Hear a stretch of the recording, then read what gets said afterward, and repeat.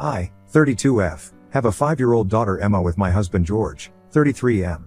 George and I have been married for about 8 years now. We met in college through some common friends, dated for a couple of years and then finally got married. We have had a normal relationship and the fights we used to have weren't anything out of the ordinary, but this recent one doesn't fall into that category, and that's why I'm here for advice, because I really don't know if I was in the wrong here or not. I'm lost in my husband and I haven't spoken for 4 whole days because of our fight, so I need to talk about this urgently. George has a younger sister, Kendra, 30F, who got divorced from her husband of 4 years a couple of months ago due to irreconcilable differences according to her. Since then, she's been down in the dumps and has been visiting us frequently, but I didn't mind because she and I shared a good relationship. She was happy when she'd be around Emma, and my daughter also appreciated spending time and playing with her aunt, so I didn't have a problem with her coming over often, and of course, neither did George. Then, about a month and a half ago, I received a promotion at work and took up a new project, which meant an increase in my workload. George and I did have a professional babysitter to look after Emma when she came back home from kindergarten until either George or I got back from work. We didn't think it was a good idea for her to be left alone at home for hours, so this was our best way forward until she was old enough to stay home by herself. We could afford it, so we didn't have a problem with this arrangement until I took up the new project and decided to work on Saturdays as well until I was done with my work to ease up the pressure. Unfortunately, my husband also works Saturdays, so he couldn't stay back home with Emma either. We'd spoken to our babysitter, but she wasn't willing to work 6 days a week, regardless of the raise we offered. So we were in a tight situation, but then Kendra offered to look after Emma on the Saturdays, and we were grateful to her since she was giving up her day off to take care of her niece, and that was a big deal. Plus, we trusted her, and she was great with Emma as well. So we went ahead with that arrangement, and we were okay with it up until a week ago when my daughter finally told me what her aunt had been up to at our house when we were not at home. Through these past couple of weeks, I'd noticed that the number of toys that Emma had was gradually increasing, but we hadn't bought her any new toys recently. I'd never even seen some of the new toys she happened to be playing with, and neither did George, so I asked Kendra about it and she told me that these were her gifts to Emma. I didn't have an issue with it at the time, but I did tell her to not give her gifts so often because we didn't want to spoil her by giving her something new to play with every week, and she said that she wouldn't, but it continued. I wanted to confront her about it but didn't because it just sounded too dramatic to throw a fit because she was spoiling my daughter with too many gifts when she was giving up her weekend to look after her, so I decided not to say anything. However, last week, I finally found out the reason why exactly Kendra was giving my daughter so many gifts. They weren't gifts per se, but were actually bribes for my daughter to keep her mouth shut about what Kendra was actually using my house for, and when Emma finally told me what was going on, I couldn't hold back and decided to report her to the police. Last week, while I was playing with my daughter, I decided to ask her about one of the toys she had, a red-haired doll, for fun. It happened to be one that Kendra had given her, and when I asked Emma how she'd got a hold of this doll, she told me that Aunt Kendra had gifted her this doll so that she would keep her mouth shut about Mr. Johnny, who would come home every weekend. When she said that, I was immediately on high alert because Kendra wasn't supposed to have visitors at our house when she was by herself. Nobody was. Especially not when it was just her and Emma, because that sounded like a recipe for disaster. So I pushed my daughter to talk about it, but she refused, saying that Kendra had told her that she was not supposed to talk about this with her mommy, referring to me. And if she did tell me, Kendra would stop buying her gifts and wouldn't visit her ever again, which she didn't want, so she refused to tell me anything else. Kendra must have drilled it into her head pretty well because it was almost impossible to get her to talk, and only after about half an hour of coaxing and cajoling did Emma finally open up about what was going on and what she'd seen. She told me that the red-haired doll was the first toy that Kendra had bought for her when she'd witnessed this Johnny guy visiting her. Emma was supposed to be napping at the time but had been roaming around in the house because she was bored, and that's when she noticed Kendra going into our bedroom with Johnny, and when Kendra noticed Emma watching, she locked the room and told her that she'd get in trouble if she breathed a word of this to me. So she didn't say anything, and Kendra promised to buy her toys if she stayed silent, which is what she did. But now that I'd begun to uncover these secrets that she'd been keeping from me, I absolutely had to find out more and pushed my daughter to tell me about this man who'd been visiting. I'd already concluded that Kendra had been having an affair with some guy and had been using our house as their hookup spot. What really took me by surprise was when Emma told me that she'd seen this man in photos around our house, and I was stunned because that meant she was having an affair with someone we knew. I asked her to point out who exactly she'd seen, and she led me to a photograph that we'd kept on the mantle of us with both our families on the day of our wedding. She pointed out Jonathan, who happened to be married to one of my cousins, Irene. Irene and Jonathan weren't together anymore and had divorced very recently when she found out that he'd been cheating on her with another woman, and it all made sense when my daughter finally opened up about what Kendra had been up to. Jonathan and Irene's divorce had pretty much shocked everyone in our family since they'd been high school sweethearts and even had twin toddlers together, so for them to part ways due to infidelity was something that none of us could have ever imagined. And neither could we have even imagined Jonathan smashing the windshield of Irene's car with a brick the day after their divorce was finalized because Irene had walked away with half of his bank balance as her divorce settlement. She hadn't pressed charges because, according to her, she was just too emotionally drained and wanted this to be over, but everyone felt that she should have. I personally felt that Jonathan was unhinged and she should have filed for a restraining order against him, but ultimately, it was her choice and I couldn't say anything against it. However, now that I knew what I knew about Kendra, I decided that I had to report this because, in my opinion, she'd put my child in the same house as someone like Jonathan who was definitely unhinged and didn't deserve to be around kids. Least of all my daughter, and I might have been acting emotionally, but as soon as I put two and two together, I decided to call the police and report Kendra for endangering Emma. I didn't think it was appropriate for her to bring another man home while she was supposed to be watching over my daughter, let alone someone like Jonathan who'd literally done something so crazy just out of anger. The cops did get to her but let her off with a warning and a fine because she claimed that she had no idea what Jonathan had done in the past, which was just not possible because I myself had discussed the situation about Irene and Jonathan with her a couple of times, so I knew that she was well aware of who Jonathan was.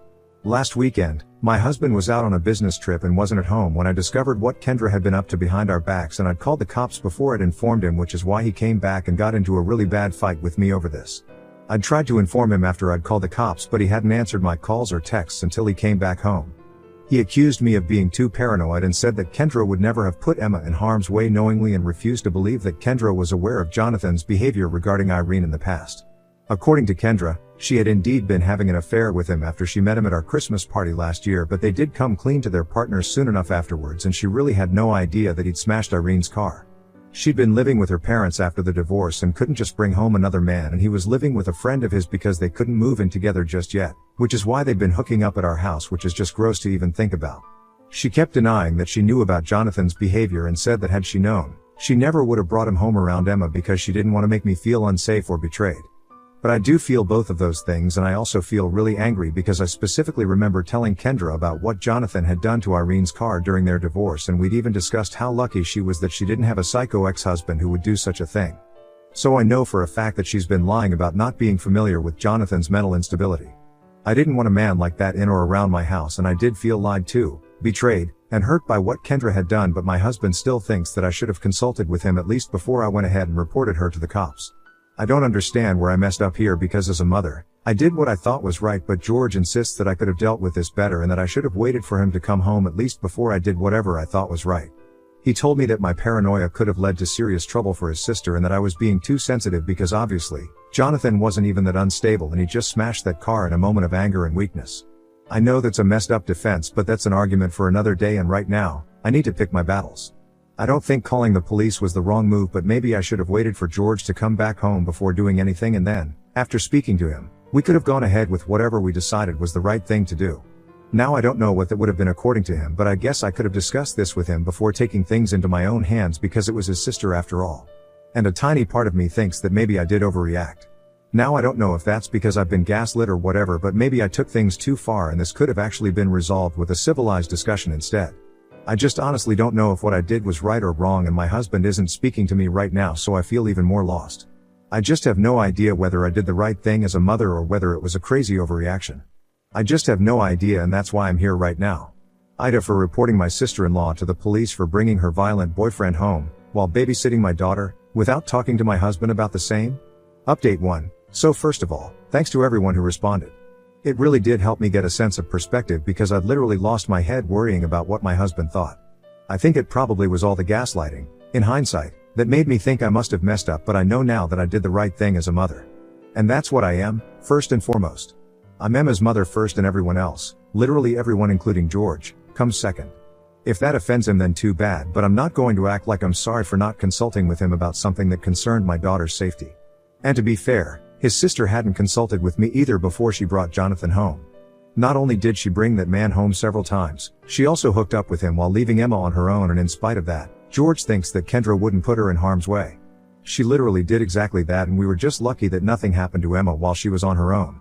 If George fails to realize that, then that's on him and not on me. I did what I thought was right and I'm gonna stand by it. I even confronted him about it a couple of days back after I went through the comments on my original post. And I think what he's mad about is that I dared to question Kendra's integrity or whatever because, to him, she's his little sister who can do no wrong. This is just so ridiculous because she's actually a 30-year-old woman who knew full well what she was up to and lied to us for weeks and even bribed my 5-year-old daughter just so she could mess around with her boyfriend. George has been fighting with me over this, and I guess this is the hill he's gonna choose to die on by the looks of it. Because he's absolutely not ready to accept that maybe Kendra was in the wrong here and insists that I'm the one who's overreacting because at the end of the day, our daughter's safe. She's safe now, but there was a very real chance that if we'd continued to entrust her with this responsibility, then maybe our daughter would have suffered. I don't know how exactly, but I could tell him about 1,000 ways things could have gone south because of Kendra's irresponsible and frankly disgusting behavior, but he's just not ready to even hear anything against his sister. Defending her is more important to him than the safety of his own daughter, so that's where we're at in our relationship right now, and I just don't know what to do or how to make him see sense. He still refuses to engage in a civil discussion with me until I apologize to Kendra for reporting her, which is never going to happen. She hasn't even apologized to me yet, so it's rich of my husband to expect that I'm gonna say that I'm sorry for what I did, especially when I'm not in the slightest. And then there's the fact that he's also defending what Jonathan did, by repeating over and over again that what he did was something that happens when people are overcome with emotions, and it's not fair for me to call him psychotic and unstable based on that one incident. He never said any of this back when I'd originally told him about the incident, but now that it was his sister who was involved here, it was suddenly important for him to defend Jonathan simply because it was convenient for him now. I just can't agree with that ideology at all, and it really makes me think that if someday he loses his temper, then maybe he'll believe that it's okay to smash things or throw stuff around, or maybe even worse. I don't even want to say these things out loud because it's awful enough to imagine them as it is, and I don't want to think about them. But the bottom line is, right now I can't see any way out of this situation because he's not going to stop defending Kendra, and I can't trust her ever again. So my only solution is to leave him, which is a scary thought, but I know I have to do this for my daughter's sake and also my own. I think I should have left a long time back, as soon as he started defending Kendra, but I was foolish enough to believe that he'd change his mind with time. Or that I'd be able to change his mind and make him see sense, to be more precise, but that's not gonna happen, and I've given up any hope of it. Update 2. It's been a week and a half since I first posted here, and today, I finally moved out. George didn't even try to argue with or get me to stay when I told him last night that I would be leaving today, and neither did he ask about Emma, which was very shocking for me.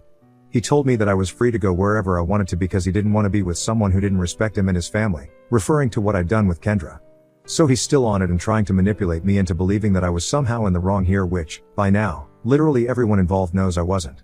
Even Irene, who knows about what happened after I told her who exactly Jonathan had been cheating with, believes that at this point, they're all just forcing themselves to make me look like the bad guy so that they're not forced to look within themselves and find the filth and lies they've filled themselves with to avoid any accountability at all. I agree with her wholeheartedly because I really can't imagine any other reason to still continue supporting Kendra, even though she literally put Emma, his own daughter, in danger. Like I said earlier, defending his sister and proving that he's right is more important to him than his family. Or maybe he doesn't think of us as his family at all and only cares about Kendra and his parents, who are also on her side, by the way. Because that's actually what it feels like right now, since he just let me and Emma go without putting up a fight. Not even for my sake, but at least for Emma's sake. I expected him to at least ask about her, but he didn't, which is something I'm still struggling to come to terms with, even though a couple of hours have passed since I left. It just sucks that after 8 years of marriage and more than a decade of being together, it still hasn't amounted to anything, and he's still choosing to treat us like crap, and all for Kendra. The same woman who ruined not 1 but 2 marriages, and if you count mine, then you can actually make it 3. It's so heartbreaking, and what's even more devastating is that I don't even have any answers for Emma right now. She doesn't know why she hasn't seen Aunt Kendra in ages, and neither does she know why she's leaving her dad at home and moving to her grandparents' place with me, maybe for good. She keeps asking me and I just don't know what to tell her. It's devastating, but it is what it is, and I know this is in her best interest, so I'll do it for our sake. Update 3. I finally got in touch with a lawyer this week and filed for divorce with full custody a couple of days back. George was served with the notice today, and he texted me to demand visitation rights at the very least, and that full custody was an unfair demand. I don't know why he believes that I'm being unfair to him, because I think he should have seen this coming, given the fact that he hasn't bothered to reach out to me and check on his own daughter after we left, and it's been about 2 weeks since we've been living with my parents, so he had plenty of time to contact me for Emma's sake. He chose not to, and that's all that I needed to conclude that he doesn't deserve to be a part of Emma's life. It's taken me a while to explain to her that her father and Kendra aren't going to be a part of her life for a while until she grows up and can make her own decisions, and I'm not going to confuse her by reintroducing her to George again. There has to be an end to this, and I'm going to choose to end their relationship here because I don't think he valued us at all, honestly. He screwed up royally, so now he pays the price for that, and I think full custody is completely fair. I texted him back saying that he can contest it if he thinks I'm being unfair, but it's ultimately up to the court to decide what's fair and what's unfair, not him. I thought that was a pretty neutral response, but for whatever reason even that was enough to provoke him into getting all aggressive, and he started calling me names and accusing me of trying to alienate his child from him, which simply wasn't true. I think anyone with half a brain would be able to tell that he himself was responsible for whatever was going to happen now, and there was just no point in blaming me for a situation that he created. It's ridiculous that he even expected me to take his argument seriously, and I really had no time to waste arguing with him, so I blocked him. It's been a couple of hours since then, and I've also forwarded all the texts to my lawyer, just in case she needs them during the divorce proceedings or the custody battle. I've been trying to balance work and spending time with my daughter after I moved out, and have delegated my work to other employees instead of trying to manage everything on my own, which I guess was my biggest flaw. But my daughter is my top priority right now and I don't want to delegate the job to anyone anymore. I've learned my lesson now, lol. Update 4. Hi, so it's been a few months. Lots of things have happened since my last update, but most importantly, I'm divorced now and a single mother. I've moved into a new apartment of my own and am no longer living with my parents and occupying their guest room, but I still drop by from time to time since they live close. I haven't spoken to George, my ex-husband, since the divorce because things got really nasty during the legal battle. I don't want to get into that because it isn't relevant, but there was a lot of public mudslinging that his family indulged in for the most part. Kind of sad since we were all really close at some point, but I can't say I'm surprised at their behavior. I knew it was going to happen, the change in their behavior, and it was only a matter of when. At least my daughter and I are doing better now, so I guess that's something. I'm happy that things are working out now and I'm slowly but surely getting used to being on my own now and coming to terms with my life. It isn't going to be easy hereafter, but I'm so ready for whatever challenges life throws at me now.